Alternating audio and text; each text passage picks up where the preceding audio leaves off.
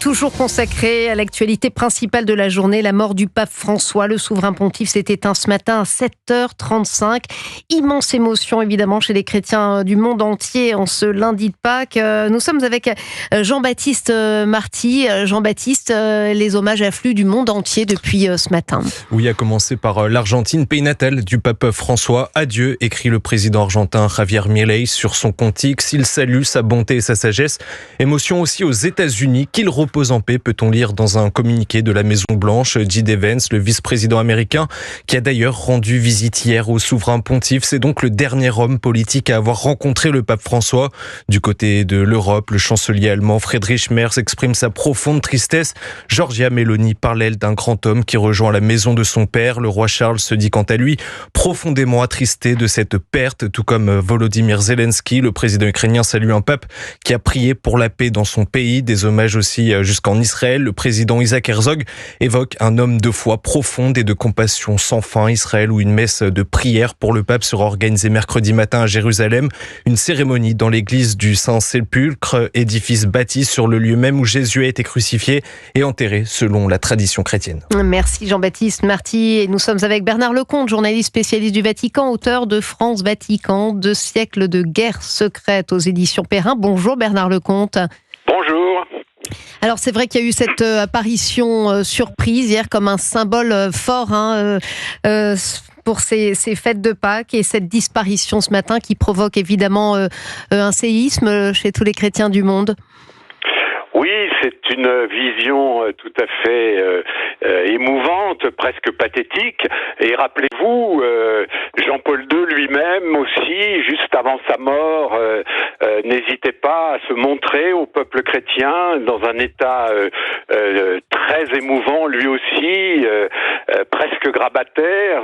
On comprend aussi qu'un pape veut absolument montrer qu'il est un homme jusqu'au bout. Un homme, c'est un homme avec sa dignité jusqu'au bout, et c'est ça ce qu'a voulu montrer le pape hier soir.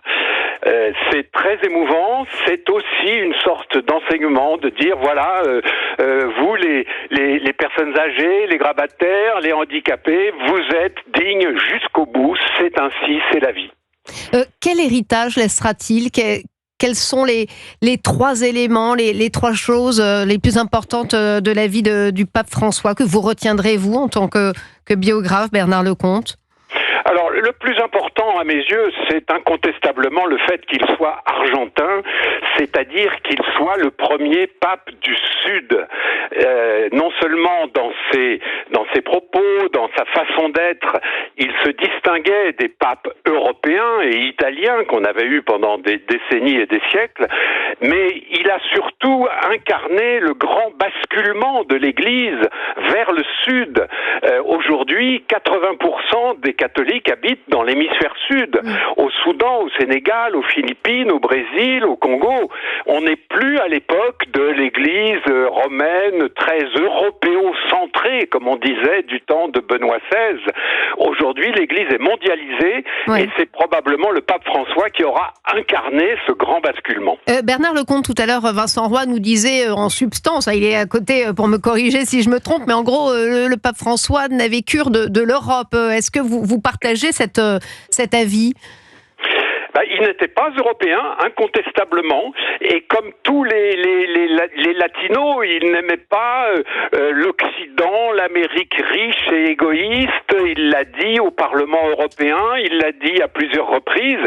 C'était pas son truc, et il était évidemment beaucoup plus porté vers les migrants et les étrangers. Il l'a montré, il a même un peu énervé les Européans pour ça. Philippe de Villiers nous parlait d'un pape woke ce matin sur Europe 1. Non, alors woke, non, faut pas exagérer. Ce sont les mots de Philippe de Villiers. Il est quand même resté très très ferme sur le mariage gay, sur l'avortement, sur l'euthanasie. Non, on peut pas dire que ce soit un pape woke. Mais en revanche, on peut dire que ce soit un pape, en effet, dont la culture était beaucoup plus tournée vers, comme il disait lui-même, vers les périphéries et pas du tout vers la conservation des monuments sacrés. C'est clair, sa pastorale à lui, comme on dit, était tournée vers les périphéries, vers le bout du monde, vers les pays qui ne connaissent pas la religion catholique, et c'était sa façon à lui d'être missionnaire. Mais encore une fois, c'est pas parce qu'il était missionnaire et du Sud qu'il n'était pas lui aussi conservateur du dogme catholique. Le dogme, on n'y touche pas. Oui, on lui a souvent reproché cela, justement. Pardon, j'ai pas entendu. On lui a souvent, justement, reproché de prendre des libertés, peut-être avec le dogme, mais c'est manifestement pas votre avis. Olivier d'Artigol, vous vouliez... Quel est votre regard sur les luttes d'influence à venir, que ce soit dans une congrégation générale ou lors du conclave? Est-ce que son héritage va perdurer? Il a quand même eu une influence très importante sur la nomination des cardinaux électeurs. Est-ce que vous imaginez qu'il va y avoir une explication sur l'Église de demain? Est-ce que ça va être une explication sévère? Alors, l'explication, elle va commencer dès demain, quand les cardinaux vont commencer à venir à Rome pour les congrégations générales, puis le conclave. Mais vous savez, votre langage est très politique. Tous les papes ont rêvé d'une continuité. Oui. Ils ont nommé des gens, etc. Ça n'a jamais marché. À chaque fois qu'il y a un nouveau pape, on repart à zéro avec une préoccupation qui domine toutes les autres, c'est l'unité de l'Église. Avant de savoir si on va faire plus de missions ou plus de dogmes, d'abord l'unité de l'Église. L'Église, c'est 1,4 milliard de fidèles répartis sur toute la terre. Donc, toutes les cultures, toutes les diversités possibles. Et donc, l'exigence numéro 1 des cardinaux réunis en conclave, c'est quel sera le pape le plus à même d'assurer l'unité de l'Église dans le futur? Et dans le monde que nous vivons aujourd'hui, vous vous rendez compte que c'est en effet le souci numéro 1. Donc c'est à partir de demain, Bernard Lecomte, que les cardinaux vont venir à Rome. Et là, effectivement, c'est une procédure extrêmement codifiée, planifiée, qui va durer combien de temps exactement? Alors, en gros, une dizaine ou une douzaine de jours pour que les cardinaux arrivent à Rome. Là, ils se voient tous les jours et ils font un peu connaissance les uns avec les autres, parce que n'oublions jamais que les cardinaux se connaissent très peu entre eux. Ils sont tous aux quatre coins du monde, mais ils se connaissent peu. Donc là, ils vont faire connaissance, ils vont échanger, ils vont découvrir l'un, découvrir l'autre, et puis on arrivera au conclave lui-même. Le conclave, comme vous le savez, c'est ce fameux mot latin cum clave, donc c'est fermé à clé, et on n'en sort que lorsqu'on a élu le pape. Ça se passe dans la chapelle Sixtine. Vous avez raison de dire que c'est très codifié, et on verra justement ce qui sortira. Moi, je n'ai évidemment aucun pronostic. Merci Bernard Lecomte. On va aller retrouver Charles L'Huillier qui se trouve à Lourdes. Charles L'Huillier pour Europe 1.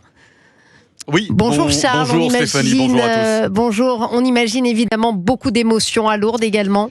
Beaucoup d'émotions, tout à fait, et une journée qui sera, vous l'imaginez, un petit peu particulière en ce lundi de Pâques, parce que il y a en ce moment d'ailleurs des messes qui sont données, des messes qui de toutes les façons auraient eu lieu avec ou sans cet événement qu'on a appris ce matin, mais ces messes, en tout cas, elles rendent hommage en ce moment au pape François. J'ai pu m'entretenir avec plusieurs fidèles qui participeront cet après-midi à une procession à 17h, et puis également du côté de Lourdes à 21h aussi pour une procession. Des fidèles que j'ai pu rencontrer qui sont, c'est vrai, pour certains, pas tous, mais pour certains, un petit peu sévères lorsqu'ils parlent de ce pontificat du pape François. J'ai pu rencontrer Alain, très critique à l'égard du pape François. Je vous propose de l'écouter.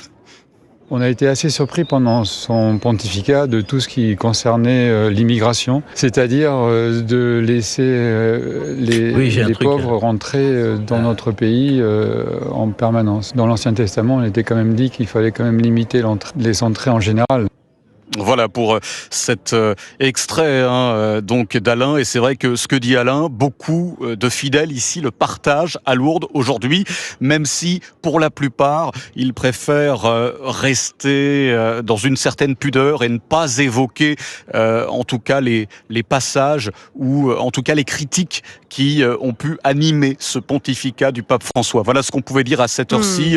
Stéphanie, notez quand même qu'à 17h, je vous le disais tout à l'heure en préambule, il y aura une procession suivie d'une deuxième à 21h. Merci Charles L'Huillier pour Europe 1. Vincent Roy, tout à l'heure, qui réagissait, qui voulait absolument parler sur le conclave. C'est vrai que c'est passionnant ce qui va se passer. Mais attendez, le terrain du conclave a été remarquablement bêché, si j'ose dire, par le pape François lui-même, puisque vous avez 120 cardinaux qui vont rentrer en conclave très rapidement. Sur ces 120 cardinaux, de moins de 80 ans, soyons très clairs, sur ces 120 cardinaux, le pape François en a nommé 100. Oui.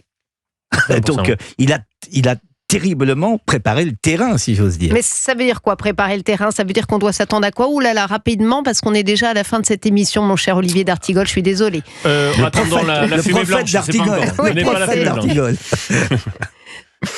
J'avais terminé. Vous aviez fini. Voilà, la fumée blanche est terminée pour Olivier d'Artigol et Vincent Roy. Merci messieurs de m'avoir accompagné. Merci également à nos invités qui ont été avec nous sur Europe